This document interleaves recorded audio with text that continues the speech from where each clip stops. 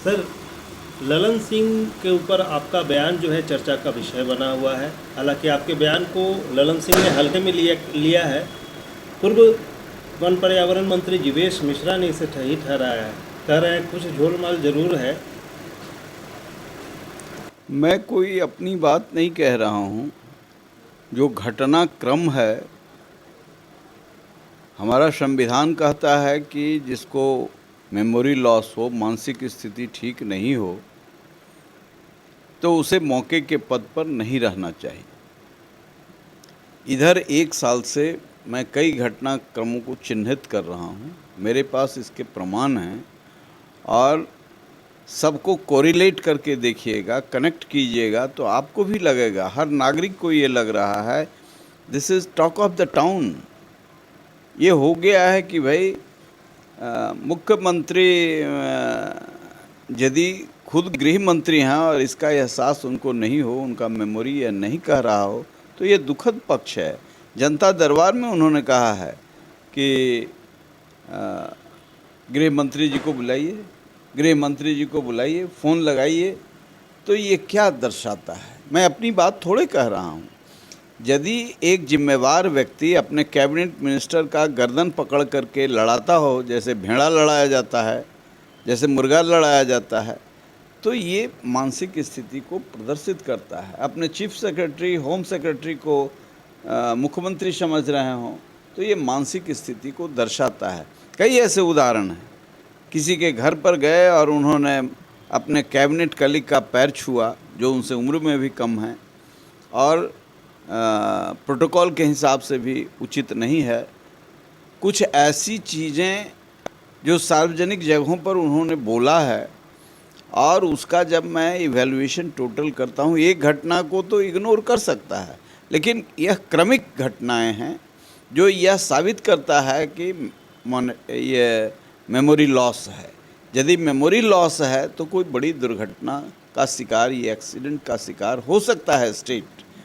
अभी जो भी मैंने कहा है उसमें तथ्य है, और उस तथ्य में या तो कोई इग्नोर कर रहा है मुख्यमंत्री के स्वास्थ्य को, या उनको इसी बहाने कुछ ऐसी दवाएं खिलाई जा रही हों कि उत्तरोत्तर उनका मानसिक स्थिति और बिगड़ जाए, और उनके बिहाफ में कुछ प्लांटेड जो ग्रो किए हैं, जिनके बारे में कह रहे हैं कि ऐसे छोटे लोगों के बयान पर मैं छोटा हूँ।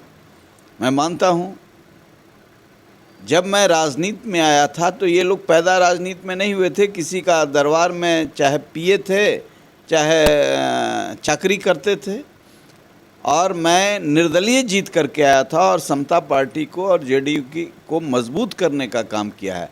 अब ये जो दरबारी लोग थे वो कह रहे हैं कि ऐसे छोटे लोगों की बात मैं नहीं करता हूँ, तो मैं उनकी बात भी नहीं कर रहा हूँ।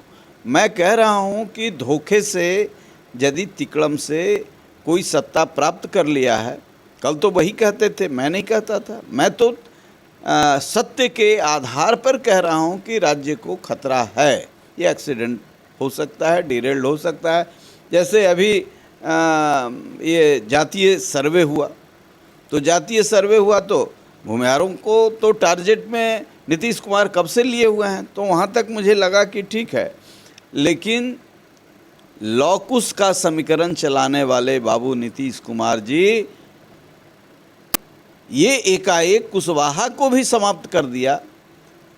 हम लोग शुरू से सुनते आ रहे हैं कि 12% यादव और 10% कुशवाहा, तो 10 नहीं 8 मान लीजिए, तो 8 के 4 ही कैसे कर दिए। ये फर्जी फेक,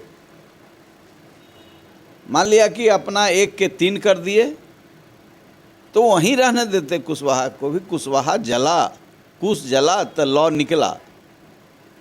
अब ये छटपटाहट इसलिए है इनके दरबारियों को कि ये तो सब गड़बड़ होने वाला है।